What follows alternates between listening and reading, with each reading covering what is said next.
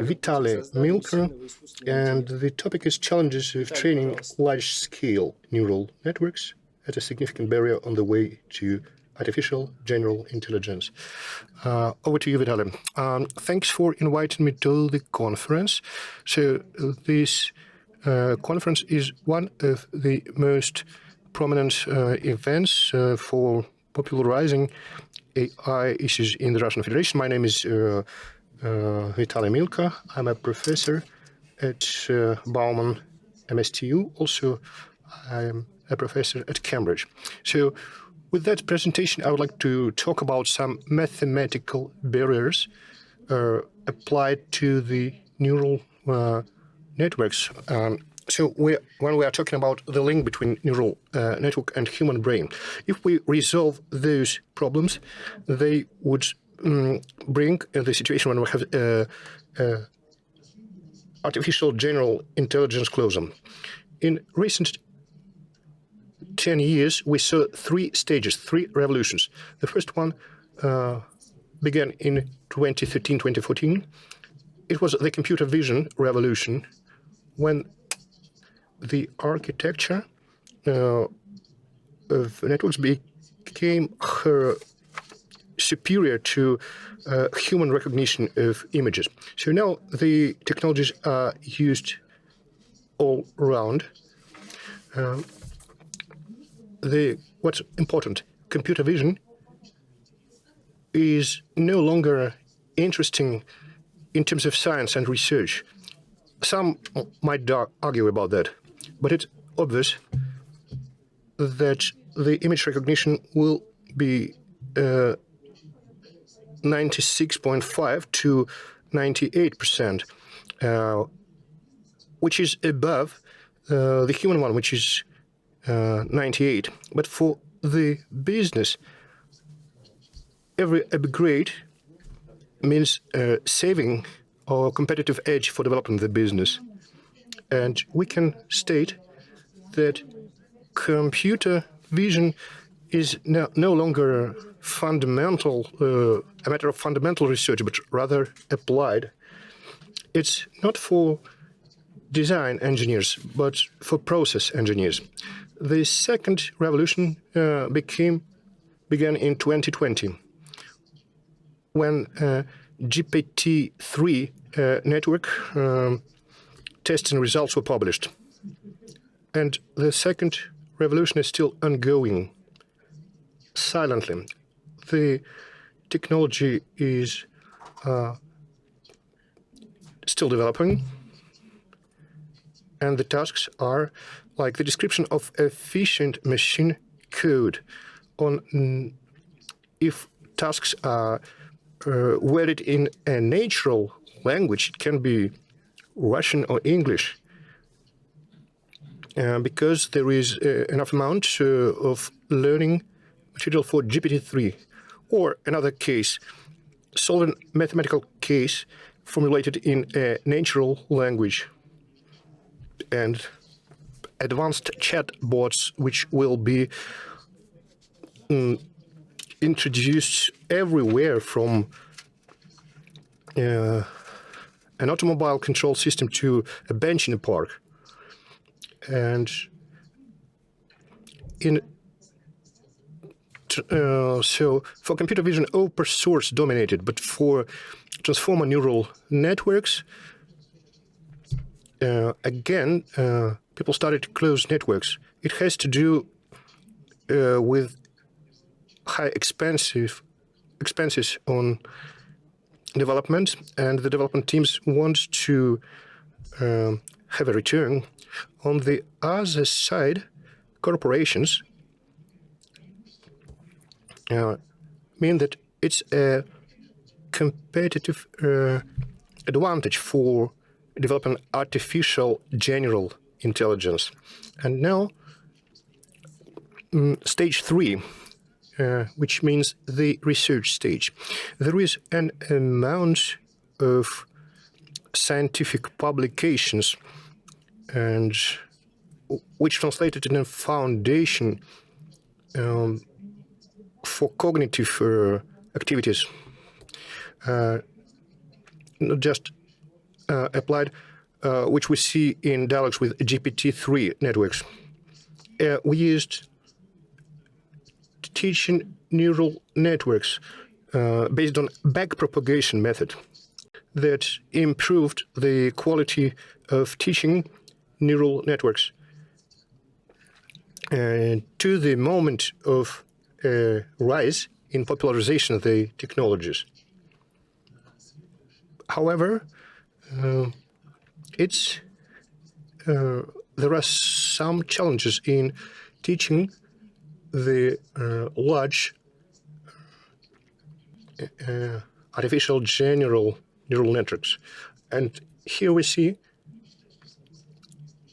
that based on the open sources, the biggest neural networks are like large transformers, and GPT-3 is the most well-known of them.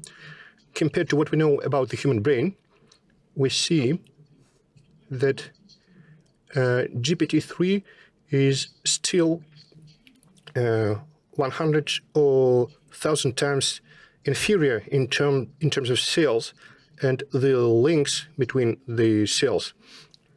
And it's also about energy consumed. And the problem is also with algorithms of teaching.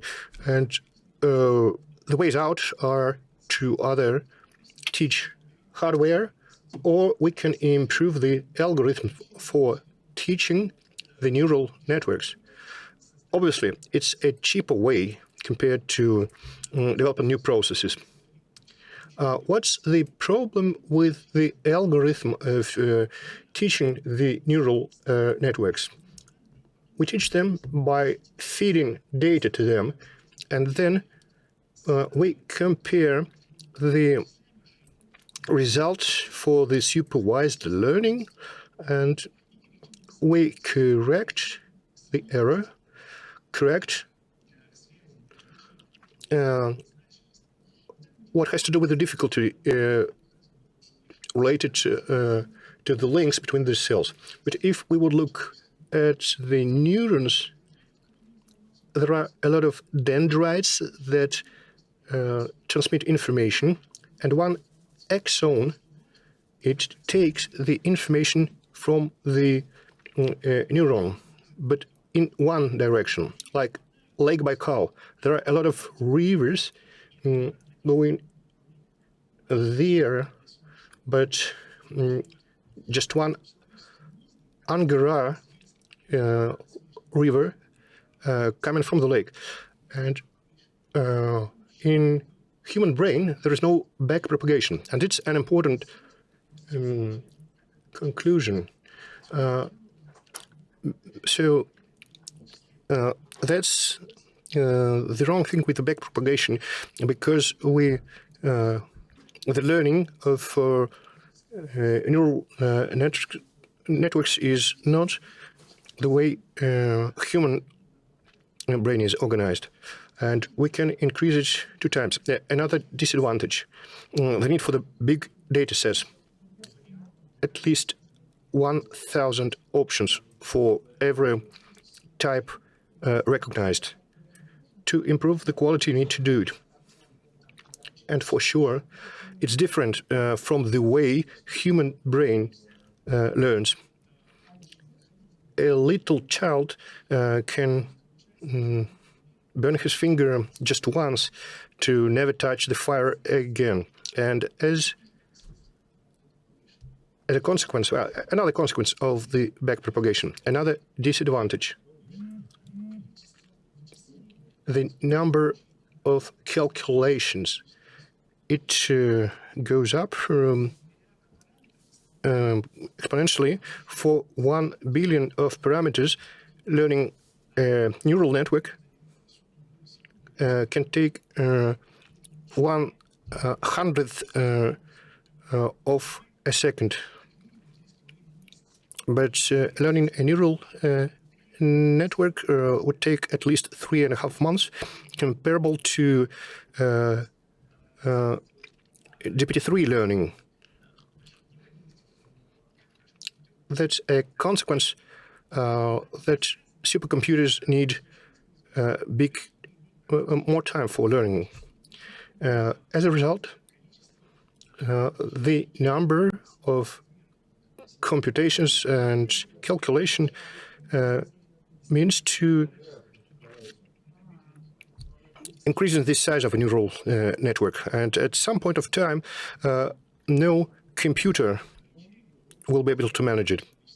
And as in number of cells, a computer is far from the capacity of a human brain. So what's the outcome? We need to replace backpropagation to reproduce thinking activity of a human. And in methods, we need that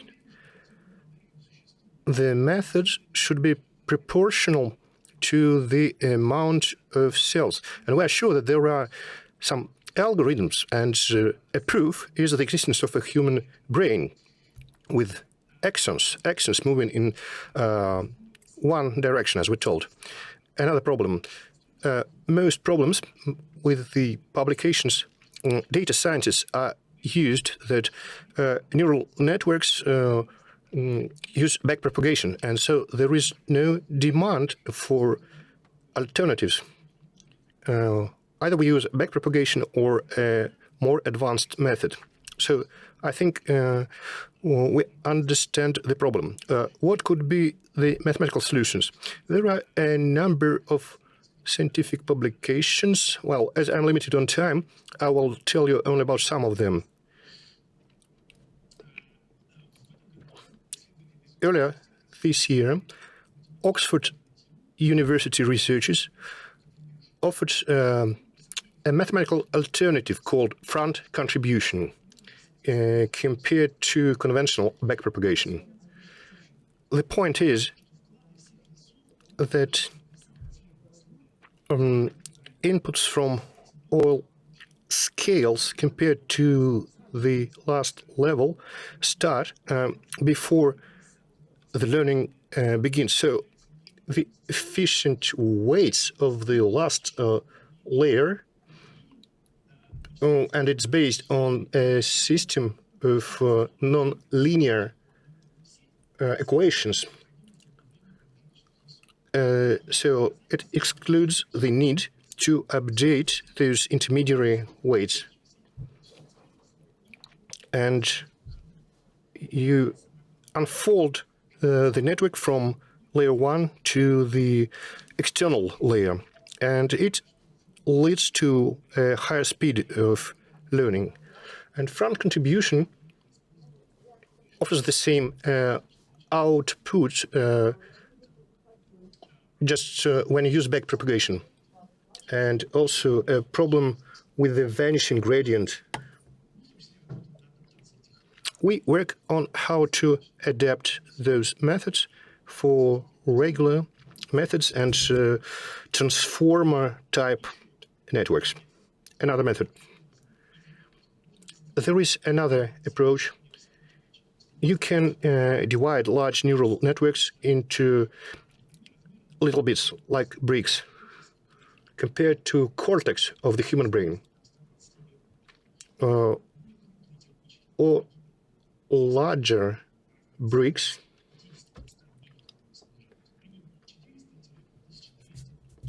which can contain 400 to 2,000 neurons in a brick. But inside the brick, there will still be backpropagation, and the learning will happen only inside it. We don't use backpropagation between the bricks, so we reduce the number of calculations, and there is no gap, no break.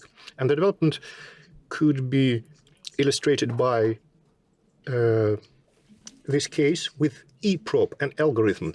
eProp can be associated by a metaphor, like imagine a volleyball player who learns to serve copying movements of the coach. So, of course, it's a system of body movements, and you can formalize its simulating movements of the coach, and the success of every future movement depends on the success of the previous movements, the position, the leap, and so on. It contributes to successful strike, and it depends on the result, on whether the serve was successful. You have the result, then you analyze the error, and then you spread this error in time, going back to the future. It's like human brain storing information about the past. So EPROP methods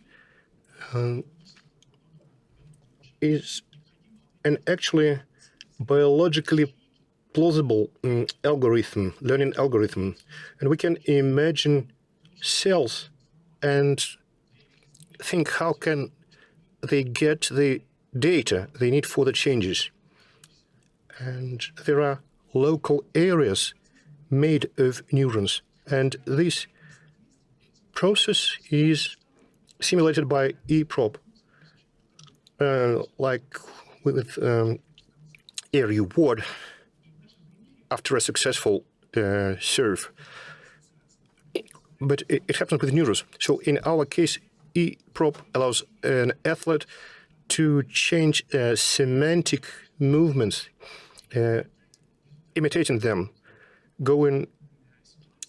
resulting into an effect. And in this situation, I try to avoid mathematics. We reduce the number of calculations significantly without compromising the quality of learning. There are other alternatives, algorithms, which can be classified into a number of groups, like workarounds to approximate backpropagation, or algorithms inspired by biological observations. There are mathematical methods described in a number of articles that don't try to upgrade propagation, going in the direction of more biological plausibility. And it's about semantic meanings and differences, not gradients. On the slide, you see publications on other algorithms focused on synthetic movement.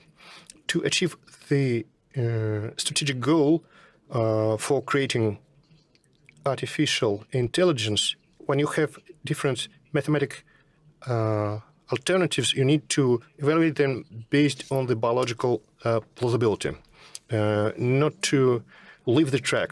And another slide, how to further reduce computations for training large-scale neural networks.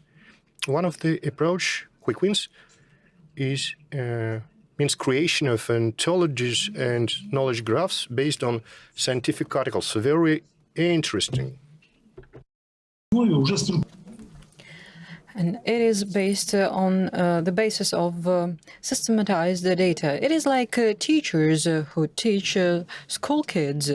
So the learning and training is based not on statistical principles, but on facts, with a lot of references. And it is possible because neural network is already a graph of knowledge, similar to the structure of neurons in the cerebral cortex. And further training, like after school training, will be based on statistical methods that correlates with scientific learning, training, and development, based on different hypotheses that we feed into that and see what comes as a result, on the basis of multiple experiments and the method of trial and errors. So our role is to have these methods applied that will be chosen on two functions, biological plausibility and minimum computation. And when we can downscale the number of computations by a factor of 4 or 6, that would be really great, and it would enable us to make it open source. And we can combine these scholarly articles, and for that we can come up with an artificial scientist, an artificial scholar that will be like a little brother of AIJ. That is all I wanted to tell you. Thank you very much for your attention and your time. Vitaly, thank you very much.